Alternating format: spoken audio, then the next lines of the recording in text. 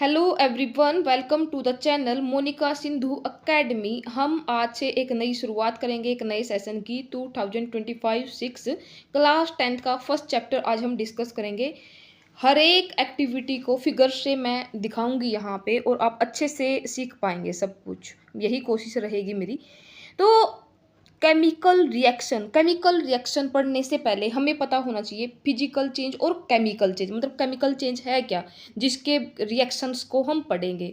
तो physical change क्या होता है? फिजिकल चेंज वो होता है जहाँ कोई नया सब्सटेंस ना बने, जहाँ कोई नया सब्सटेंस ना बने, मतलब जो सब्सटेंस है वो वैसा का वैसा रहे। दो change in which no new substance formed called the physical change. In a physical change, substance involved do not change their identity. Do not change their identity का मतलब है कि अगर वो ग्लास है तो ग्लास ही रहेगा, वाटर है तो वाटर ही रहेगा, वुड है तो वुड ही रहेगा, पेपर है तो पेपर ही रहेगा, ये नहीं किसी और फॉर्म में चला जाएगा। ठीक है, ये कुछ एग्जांपल, जैसे बॉइलिंग वाटर, क्या चेंज आएगा? अगर बॉईल कर देंगे तो वो भाप बन जाएगा, वेपर बन जाएगा, क्या हो जाएगा, लिक्विड से वेपर बन जाएगा, लेकिन रहेगा तो पानी ही। तो वो क्या है? Physical change. उसके बाद केमिकल चेंज क्या होगा? यहाँ पे केमिकल चेंज होगा जहाँ सब्सटेंस चेंज हो जाए। फॉर एग्जांपल, जैसे मान लिया आयरन को रस्ट लग गया तो वो आयरन नहीं बचेगा, आयरन की Fe2O3 ऑक्साइड्स में कन्वर्ट हो जाएगा, उससे दूसरी फॉर्म में आ जाएगा। अगर वुड को, सेकंड एग्जांपल में जैसे वुड को बर्न किया तो क्या बन जाएगा? एक राख बन जाएगी, वो वुड थोड़ी बचेगी। तो क्या होता है? केमिकल चेंज, जिसमें एक न्यू सब्सटेंस फॉर्म्ड हो, न्यू सब्सटेंस क्या हो? बने, और वहाँ पे जो आइडेंटिटी है वो भी क्या हो जाए? चेंज हो जाए। क्या हो जाए? चेंज हो जाए। They get converted into new substance. हर एक एग्जाम्पल में आपने देखा है, देखो बर्निंग वुड में वो नए सब्सटेंस में बदल जाएगी, राख में बदल जाएगी ना। मेटाबॉलिज्म, जब हमारा मेटाबॉलिज्म होता है तब भी एक, जैसे मान लिया हमने कुछ खाना खाया तो हमारा भोजन स्टार्च, ग्लूकोज स्टार्च में बदल जाता है, फिर एनर्जी मिलती है। मतलब एक चीज से दूसरी चीज बनी है ना, नया सब्सटेंस बना है, वो का वो तो नहीं रहा। फिजिकल चेंज में क्या है? सिर्फ स्टेट चेंज होगी, वो चीज वैसी की वैसी। मान लिया ग्लास टूट गया तो मान लिया वो ग्लास की फॉर्म में था, अब टूटने के बाद अजीब सा लगेगा, है तो ग्लास ही। तो वो तो है फिजिकल चेंज। केमिकल चेंज में जैसे लकड़ी को बर्न किया तो राख बन गई, राख और लकड़ी तो अलग अलग चीज है ना, लकड़ी अलग चीज है, राख अलग चीज है। तो वो हुआ केमिकल चेंज, नया सब्सटेंस बना, मतलब केमिकल चेंज वहां पे हमारा हुआ।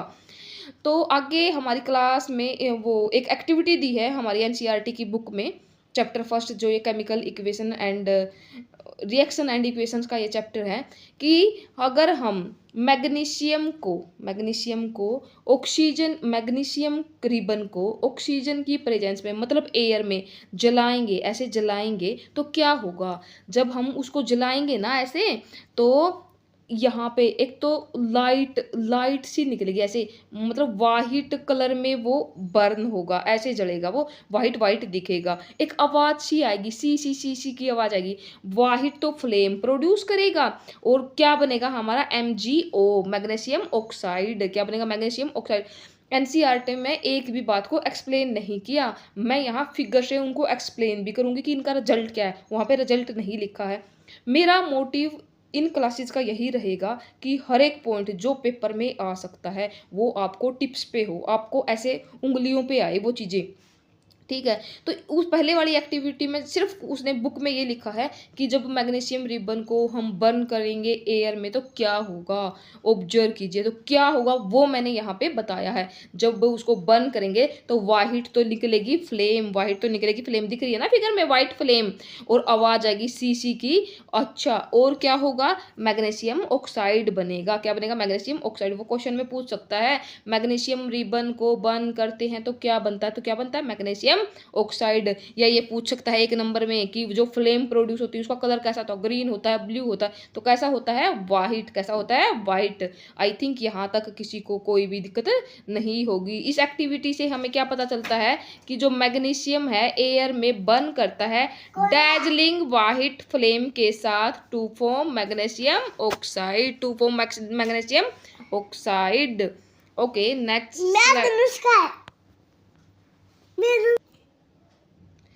आगे क्या है हमारा एक्टिविटी? नेक्स्ट एक्टिविटी है 1.3। उस एक्टिविटी में क्या है हमारी में कि जब जिंक के कुछ ग्रैनुल्स ले लिए, मतलब कुछ टुकड़े ले लिए हमने कोनिकल फ्लास्क में, इसको बोलते हैं कोनिकल फ्लास्क, ये फ्लास्क है ना, कोनिकल फ्लास्क बोलते हैं इसको, कि इसके कुछ ग्रैनुल्स ले लिए और उनमें क्या डाल दिया, डाइल्यूट HCl या फिर डाइल्यूट सल्फ्यूरिक एसिड। तो क्या होगा, सेकंड एक्टिविटी में पूछा उन्होंने क्या होगा, उन्होंने नहीं बताया क्या होगा, लेकिन मैं तुम्हें सब कुछ बताऊंगी क्या होगा।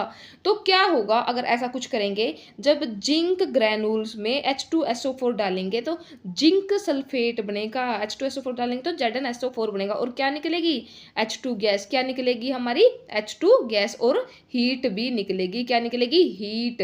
हीट निकलने का मतलब क्या है, वो रिएक्शन होगी एक्जो, एक्जो मतलब बाहर निकलना, एक्जोथर्मिक, थर्मिक मतलब टेम्परेचर, मतलब बाहर टेम्परेचर निकलने का मतलब क्या है, हीट निकली हमारी। तो वो एक पहली बात तो इसमें ये, वो क्वेश्चन में ये भी पुटअप कर सकता है कि जिंक को H2SO, जिंक में जब H2SO4 डालते हैं तो वो रिएक्शन एक्जोथर्मिक होगी या एंडोथर्मिक होगी, तो क्या बताओगे, एक्जोथर्मिक होगी, क्योंकि हीट निकली है, हीट निकली, एक्जो, एक्जो मतलब बाहर जाना, ठीक है ना। तो इस एक्टिविटी में हमने क्या देखा कि यहाँ पे हीट निकलेगी, H2 गैस निकलेगी, और क्या बनेगा, ZnSO4, क्या बनेगा, ZnSO4। 1.1 एक्टिविटी भी मैंने डाल रखी है, वो कहाँ है, एक मिनट, ये है 1.2 एक्टिविटी। 3 एक्टिविटी मैंने इस वीडियो में डाली है, 3 एक्टिविटी करवाऊंगी। फर्दर जो 10 या 11 एक्टिविटी हैं जो तुम्हें पता होनी चाहिए, केमिकल रिएक्शन एंड इक्वेशन, उनसे ही क्वेश्चन आएगा। यहाँ पे मैंने 3 को कवर किया है, उन बाकी को मैं दूसरी वीडियो में कवर करूंगी, क्योंकि बहुत लेंथी वीडियो हो जाएगी वरना। तो एक्टिविटी 1.2 में क्या है, ये बोला है कि अगर लेड नाइट्रेट को टेस्ट ट्यूब में ले लें, लेड नाइट्रेट को टेस्ट ट्यूब में ले लें और उसमें क्या ऐड कर दें, क्या ऐड कर दें उसमें, एक मिनट बच्चों, हम एक टेस्ट ट्यूब में ले लेते हैं, take lead nitrate solution in test tube, और उसमें क्या डाल देते हैं, पोटासियम आयोडाइड, क्या डाल दिया, पोटासियम आयोडाइड। लेड नाइट्रेट क्या होता है, PbNO3 की ट्वाइस, और लेड पोटासियम आयोडाइड क्या होता है, Ki। तो क्या बनेगा, तो क्या बनेगा जब उन दोनों को डाल देंगे, तो ये देखो टेस्ट ट्यूब क्या बन जाएगा, येलो कलर के PPT, इनको क्या बोलते हैं, PPT, क्या बोलते हैं, PPT, पार्टिसिपेट, पार्टिसिपेट, पार्टिसिपेट नहीं, PPT होते हैं प्रेसिपिटेट, सॉरी पार्टिसिपेट नहीं, प्रेसिपिटेट, पार्टिसिपेट तो भाग लेना होता है, तो यहाँ पर क्या प्रेसिपिटेट बन जाएंगे, येलो कलर के, क्या बनाएंगे, येलो कलर के प्रेसिपिटेट। इमेज में देखोगे तो भूलने के चांसेस कम होंगे, क्या होंगे, भूलने के चांसेस कम होंगे। तो सेकंड एक्टिविटी में क्या बताया है कि जब हम लेड नाइट्रेट मतलब PbNO3 की टॉइस में ऐड करते हैं पोटासियम आयोडाइड, तो क्या बनेगा, पोटासियम नाइट्रेट बनेगा, और किस, और क्या बनेगा, PbI3 बनेगा। जो PbI2 होगा उसका कलर क्या होगा, येलो, कैसा कलर होगा, येलो। क्वेश्चन में क्या पूछेगा कि जो इस एक्टिविटी में PPT बनते हैं उनका कलर बताएं, उनका कलर बताएं, तो बता दोगे ना, बहुत 1 नंबर में ट्रिकी क्वेश्चंस हैं ये जो कि तुमसे पूछेगा वो, तो बता दोगे क्या, येलो PPT बनेंगे हमारे, येलो प्रेसिपिटेट बनेंगे, कब, जब लेड नाइट्रेट में क्या डालते हैं, सो पोटासियम आयोडाइड। ओके, तो नेक्स्ट स्लाइड में चलते हैं हम, ये एक्टिविटी मैं बता चुकी हूँ ऑलरेडी।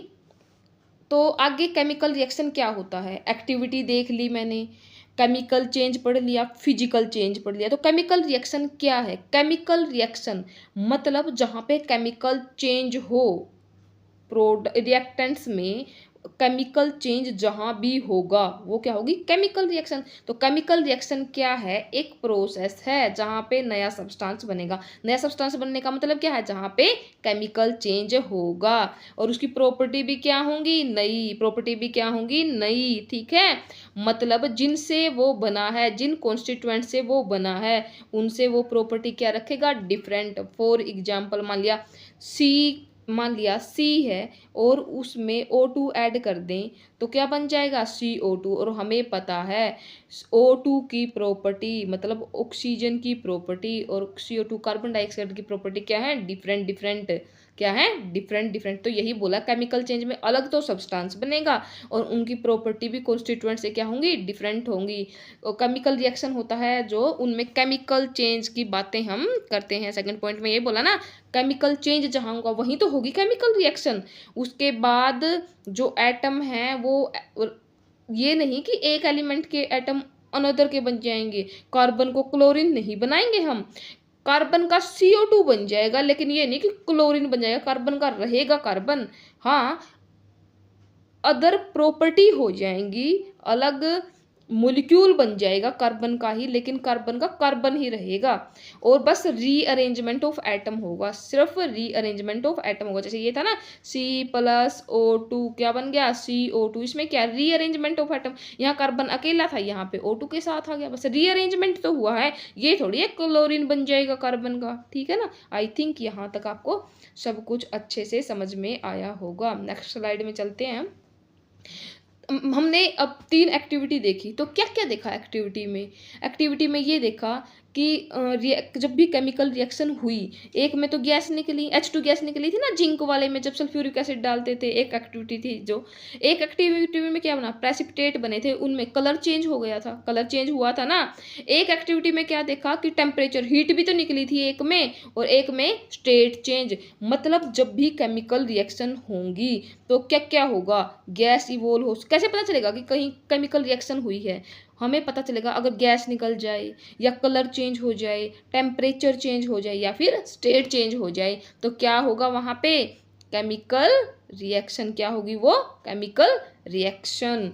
आई थिंक यहाँ तक तो बहुत इजी है और आराम से समझ में आएगा इतना चैप्टर। मिनटों में हम पूरे चैप्टर को डिस्कस कर लेंगे। Type of chemical reaction most important, paper में सबसे ज़्यादा पूछा जाता है ये वाला पॉइंट। तो क्या है इसमें, तो पहली जो रिएक्शन है हमारी वो क्या है, कॉम्बिनेशन रिएक्शन। क्या है, कॉम्बिनेशन रिएक्शन। कॉम्बिनेशन नाम से ही पता चल रहा है, जहाँ पे कंबाइन हो जाएंगे दो सब्सटेंस, दो से ज़्यादा सब्सटेंस भी हो सकते हैं, 2 और मोर सब्सटेंस, जहाँ कंबाइन होके क्या बनाएंगे, सिंगल प्रोडक्ट। जैसे A और B मिलके क्या बन गया, AB। A और B क्या हो सकता है, जैसे H2 में Cl2 मिल गया तो क्या बन गया, HCl। तो कंबाइन हुए हैं ना दो सब्सटेंस, तो ये क्या हो गया, combination reaction. Decomposition, decomposition reaction कौन सी होती है, बिल्कुल अपोजिट कॉम्बिनेशन का। कॉम्बिनेशन में तो कंबाइन हुआ, डिकम्पोजिशन में डिकम्पोज हो जाएगी। क्या हो जाएगी, डिकम्पोज। एक जो मॉलिक्यूल है वो डिकम्पोज हो जाएगा एक से ज़्यादा सब्सटेंस में, एक सब्सटेंस दो या दो से ज़्यादा में डिकम्पोज हो जाएगा। जैसे वन सब्सटेंस ब्रेक, तो डिकम्पोजिशन रिएक्शन क्या है, उससे अपोजिट। यहाँ पे क्या होगा, एक ए बी किस में ब्रेक हो जाएगा, ए और बी में, या फिर ऊपर वाली को, जैसे HCl वाली थी ना, इसको ही चेंज करके भी लिख सकते हैं, ये डिकम्पोजिशन बन जाएगा। HCl को ब्रेक कर दो H2 और Cl2 में, मतलब अपोजिट है, उसके जो रिएक्टेंट है उसके प्रोडक्ट है, उसके प्रोडक्ट है उसके रिएक्टेंट है। डिस्प्लेसमेंट रिएक्शन, डिस्प्लेसमेंट रिएक्शन में क्या होगा बेटा, डिस्प्लेसमेंट रिएक्शन को मैं और भी अच्छे से करवाऊंगी। नीट और जेईई में इस टाइप के क्वेश्चन बन सकते हैं कि कौन सी मेटल किसको डिस्प्लेस कर सकती है, कौन सी नहीं कर सकती। आगे स्लाइड में मैंने डाला है। डिस्प्लेसमेंट रिएक्शन क्या होती है, जहां एक मोर रिएक्टिव एलिमेंट डिस्प्लेस कर सकता है लेस रिएक्टिव को। तुम्हें कैसे याद करनी है रिएक्टिव, वैसे स्टेटमेंट तो यही है, more reactive element less reactive को क्या कर देगा, डिस्प्लेस। तुम्हें कैसे याद करना है कि एक पावरफुल एलिमेंट कम पावरफुल को डिस्प्लेस कर देगा, ठीक है ना। इससे है ना तुम्हें सीरीज याद हो जाएगी, मैंने आगे डाली है, सीरीज को याद करवाऊंगी, उससे तुम हर एक पॉइंट्स को बिल्कुल अच्छे से याद करोगे। डबल डिस्प्लेसमेंट में क्या होता है, ions of 2 compounds exchange partners. यहाँ पे 2 कंपाउंड आपस में एक्सचेंज करेंगे। देखो डिस्प्लेसमेंट में तो एक क्या कर देगा, एक कंपाउंड में, जैसे C यहाँ पे B को डिस्प्लेस कर रहा है थर्ड वाले में, लेकिन फोर्थ वाले में क्या है, 2 एक्सचेंज करेंगे, AB में से भी कोई जाएगा, CD में से भी कोई जाएगा, और फिर बनेगा 2 बार डिस्प्लेसमेंट होगा आयंस का। आई होप यहाँ तक सबको समझ में आया होगा अच्छे से। ओके, नेक्स्ट में जैसे ये है, डिस्प्लेसमेंट को हम कैसे करेंगे, देखो यहाँ पे डिस्प्लेसमेंट में मैंने ये बताया कि मोर रिएक्टिव कम रिएक्टिव को क्या कर देगी, डिस्प्लेस कर देगी। फॉर एग्जाम्पल, जैसे पहले तो तुम्हें ये सीरीज याद करनी है, इस सीरीज को बोलते हैं रिएक्टिविटी सीरीज। क्या, रिएक्टिविटी सीरीज। तो यहाँ पे तुम्हें याद करना है, कैसे याद करोगे इस सीरीज को, काशीनाथ का माली आलू जरा फीके पकाता है, कौन है, आगे आओ। आगे है बेटा ये, आगे आओ, कौन है, आगे आओ। तो काशीनाथ का माली आलू जरा फीके पकाता है, कौन है, आगे आओ। लिख दोगे ना, काशी से के, नाथ NA सोडियम, फिर कैल्शियम, मैग्नीशियम, एल्यूमिनियम, ये याद करना है। तुम कैसे याद करोगे, इस लाइन को याद कर लेना, याद हो जाएगी। अब क्या है, जो ऊपर वाली है वो तो है मोस्ट रिएक्टिव, जो नीचे वाली है वो लेस रिएक्टिव। मतलब ऊपर वाली अपने से नीचे वाली को क्या कर सकती है, डिस्प्लेस। अब जैसे पहले वाला ही, ये पहले वाली ही देखो, आयरन CuSO4 के साथ रिएक्ट करता है तो FeSO4 और Cu बनता है। तो देखो आयरन ऊपर मिलना चाहिए हमें सीरीज में Cu से, तो आयरन है ऊपर, देखते हैं देखते हैं देखते हैं, देखो Fe ऊपर है किससे, Cu से, किससे, Cu से। इसका मतलब ऊपर वाला क्या है, ताकतवर, वो हटा सकता है नीचे वाले को। अगर ये ही इक्वेशन में ये होता Cu प्लस FeSO4, नहीं, वो पॉसिबल नहीं थी। क्यों, Fe ज़्यादा ताकतवर है, Cu कम ताकतवर है। अगर इसकी जगह ये FeSO4 प्लस Cu होता ना तो पॉसिबल नहीं होती, क्योंकि Cu नहीं हटा सकता, उसको नहीं हटा। तो कैसे क्वेश्चन आएंगे, ऐसे क्वेश्चन आएंगे। तुम्हें बस ये वाली बातें याद रखनी है, ये याद होंगी तो तुम ये बता सकते हो कौन सा तो हटा सकता है उसकी जगह से, कौन सा नहीं। तो क्वेश्चन 1 नंबर में क्या आएगा, क्या ये रिएक्शन पॉसिबल है, क्या ये रिएक्शन पॉसिबल नहीं है, तो देख के बता दोगे अच्छा ये ऊपर है तो इसका मतलब ये रिएक्शन बन सकती है। जैसे Zn वाले में देख लो, ZnCuSO4, Zn ऊपर होना चाहिए तभी डिस्प्लेस करेगा Cu को, तो Zn ऊपर है Cu से, यस Zn ऊपर है Cu से। देखो Zn और Cu तो नीचे है, तो Zn वाली ये सेकंड भी पॉसिबल है। इनको अपोजिट कर करके दे देगा तुम्हें 1 नंबर के लिए, तो वहाँ पे पजल बिल्कुल भी नहीं होना, कर दोगे। रिएक्टिविटी सीरीज याद करना, काशीनाथ का माली आलू जराफी के पकाता है, कौन है, आगे आओ। 2-3 बार बोलोगे ना तो याद हो जाएगी, ठीक है। आगे डबल डिस्प्लेसमेंट रिएक्शन पहले ही बता चुकी हूँ, 2 को डिस्प्लेस करना है, 2 आयंस का आपस में डिस्प्लेसमेंट, जैसे Na2SO4 BaCl2, तो क्या बनेगा, Cl2 इसके पास चला जाएगा, इसका SO4 इसके पास, तो 2 बार 2 आयंस डिस्प्लेस हुए तो इसको बोलते हैं डबल डिस्प्लेसमेंट रिएक्शन। क्या बोलते हैं, double displacement reaction. Next slide में चलते हैं हम बेटा। मैं एक सेपरेट वीडियो बनाऊंगी 5 मिनट की, उसमें मैं रिडॉक्स रिएक्शंस को बताऊंगी, रिड्यूसिंग एजेंट क्या है, ऑक्सीडाइजिंग एजेंट क्या है, ऑक्सीडेशन क्या है, रिडक्शन क्या है, क्योंकि यहाँ पे बनाऊंगी तो मैसअप हो जाएगा सारा कुछ। तो सिर्फ एक टॉपिक है जो मैं यहाँ पे नहीं कराऊंगी रिडॉक्स रिएक्शंस का, इस पूरे चैप्टर में से, और एक्टिविटी। तो मतलब इसके बाद 2 वीडियो हो रहेंगी, एक वीडियो में तो रिडॉक्स रिएक्शन को पूरा डिस्कस करूंगी, और एक में लेक्चर में जो 3 एक्टिविटी के अलावा भी 4-5 एक्टिविटी दी है ना NCERT में, उसको डिस्कस करूंगी, वो देखनी पड़ेंगी आपको। यहाँ पे सिर्फ मैं ये बताऊंगी जो ऑक्सीडेशन रिएक्शन है, रिडॉक्स रिएक्शन में 2 रिएक्शन होती हैं, एक रिडक्शन, एक ऑक्सीडेशन। तो उसमें जो ऑक्सीडेशन होती है डेली लाइफ में उससे क्या क्या होता है, उसके इफेक्ट क्या हैं। बेटा ऑक्सीडेशन का मतलब होता है, ऑक्सीडेशन रिएक्शन का मतलब है कि ऑक्सीजन का एडिशन ऑफ ऑक्सीजन। तो ऑक्सीडेशन की जो रिएक्शन हमारे दिन प्रतिदिन हम देखते हैं आजकल, वो है मेटल पे जंग लगना और फूड का खराब होना, रेंसिडिटी बोलते हैं, फूड के खराब होने को क्या बोलते हैं, रेंसिडिटी। तो हम क्या करेंगे, इनको 1 बाय 1 डिस्कस कर लेते हैं, मोस्ट इंपॉर्टेंट है और 1 मिनट भी नहीं लगेगी मुझे इनको बताने में। देखो कोरिजन ऑफ मेटल का मतलब क्या है, कोई भी मेटल उसके ऊपर कोई और कलर चढ़ जाए, जैसे सिल्वर है, चांदी है हमारी, ब्लैक हो जाती है कई बार, इसका मतलब उसको कोरिजन हो गया, उसको भी जंग लग गया। अच्छा जैसे आयरन है, उसको जंग लग जाता है, रस्टिंग ऑफ आयरन। अच्छा आपने देखा होगा कॉपर ग्रीन कलर की हो जाती है, तो वो क्या है, कोरिजन ऑफ मेटल है, मतलब उनका कलर में चेंज हो जाना। वो किस वजह से होता है, ऑक्सीडेशन की वजह से। किसकी वजह से, ऑक्सीडेशन की वजह से। तो कोरिजन ऑफ मेटल में क्या होता है, प्रोसेस होता है slow eating of metal. Slow eating of metal मतलब मेटल को कमजोर कर देती हैं ये चीजें, जो कोरिजन है वो कमजोर कर देता है, स्लो खाने लगता है उसको। कब, जब उसके ऊपर अटैक होता है एटमॉस्फेरिक गैसेज का, जैसे ऑक्सीजन होगी, कार्बन डाइऑक्साइड होगी, हाइड्रोजन सल्फाइड होगी, वाटर वेपर हो गई on the surface of metal. और ये क्या हो जाती हैं, फिर ये मेटल उनके ऑक्साइड में, कार्बोनेट, सल्फाइड में बदल जाती हैं, और वही क्या होता है, कोरिजन। वही क्या होता है, कोरिजन। जैसे आयरन के ऊपर जब एयर और मॉइस्चर हो, जब मॉइस्चर हो मतलब नमी वाली एयर हो, तो आयरन मेटल अगर बाहर पड़ी होगी तो उस पर जंग लग जाएगा, और जंग का फॉर्मूला क्या होगा, Fe2O3 XH2O। याद रखना है, पूछ सकता है 1 नंबर में। अच्छा, तो आयरन पे जंग कैसे लगता है? जब मॉइस्चर वाली नमी वाली जगह पे आयरन को गिरा देंगे तो उस पे जंग लग जाएगा, ये उसका फ़ॉर्मूला है। कॉपर पे जब नमी वाली जगह में उसको भी रखेंगे और मतलब एयर में O2 CO2 तो सब कुछ प्रेज़ेंट है, तो कॉपर पे क्या हो जाएगा? ग्रीन कलर चढ़ जाएगा। ये ग्रीन कलर क्या होता है वो ग्रीन कलर? कॉपर कार्बोनेट क्या होता है? कॉपर कार्बोनेट CuCO3 CuOH की टॉइस कैसा कलर होता है? Green colour. कैसा होता है? Green colour. नेक्स्ट क्या है हमारा?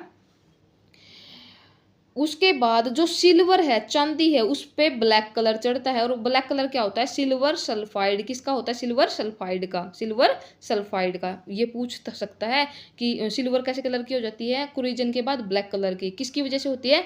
सिल्वर सल्फाइड की वजह से। किसकी वजह से? सिल्वर सल्फाइड की वजह से।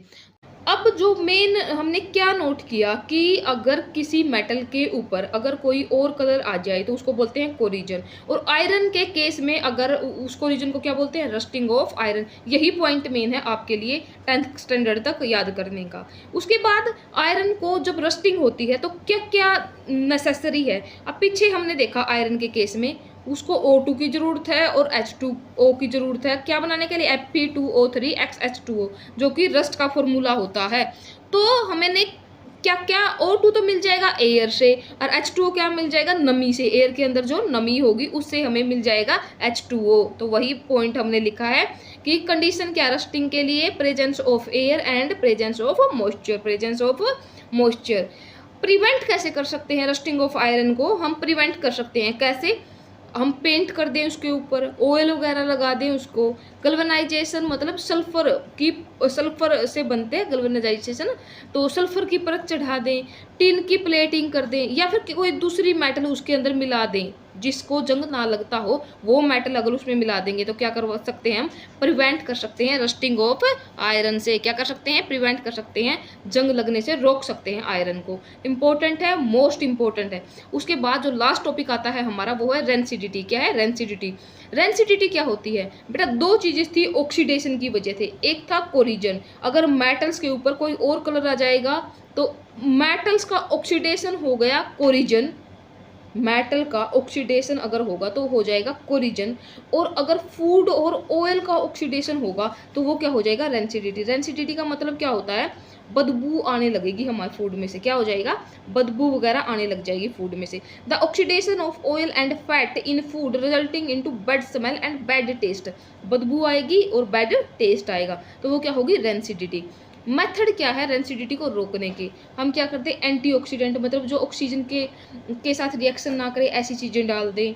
वैक्यूम पैकिंग कर दें, मतलब O2 वगैरह को सब कुछ निकाल दें जो उन चीज़ों के साथ, जिस भी फूड को हमें बचाना है रेंसिडिटी से, तो हम उसको वैक्यूम पैकिंग मतलब उसमें से एयर वगैरह निकाल दें ताकि वो ऑक्सीजन से रिएक्ट ही नहीं कर पाए। ऑक्सीडेशन कब होगी? जब एडिशन ऑफ ऑक्सीजन होगा। ऑक्सीजन को ही निकाल देंगे, कुछ होगा ही नहीं, तो रिएक्शन कहाँ से होगी? ऑक्सीडेशन होगा ही नहीं। उसके बाद replacing air by nitrogen. Nitrogen एक ऐसी गैस है जी जो कि जब एयर की कंपेयर में बिल्कुल भी रिएक्ट नहीं करती फूड आइटम्स के साथ, तो हम क्या कर देंगे? एयर को नाइट्रोजन से रिप्लेस कर देंगे, या फिर हम फूड को कहाँ रख दें? रेफ्रिजरेटर में रख दें, या फिर लास्ट पॉइंट क्या है? हम स्टोर कर लें फूड को अवे फ्रॉम लाइट। लाइट से अवे हम क्या कर दें? स्टोर कर दें। बेटा अगर वीडियो अच्छी लगी है तो अपने अपने कमेंट पुट करने हैं कि आपको वीडियो कैसी लगी, क्या क्या हम नेक्स्ट वीडियो में बनाएं, नेक्स्ट वीडियो किस पॉइंट पे बनाएं, और लाइक और सब्सक्राइब ज़रूर करना है। Bye bye.